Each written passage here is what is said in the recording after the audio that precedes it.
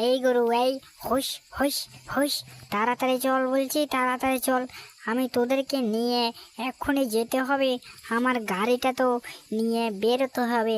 আজকে যদি আমি যদি তোদেরকে নিয়ে যদি আমি কাজে না যাই, তাহলে তোদের খাওন আমি কোথায় থেকে জোগাড় করব সে কথা আমাকে তোরা বল। তাড়াতাড়ি চল চল, তাড়াতাড়ি চল, গাড়িটা নিয়ে বেরোই।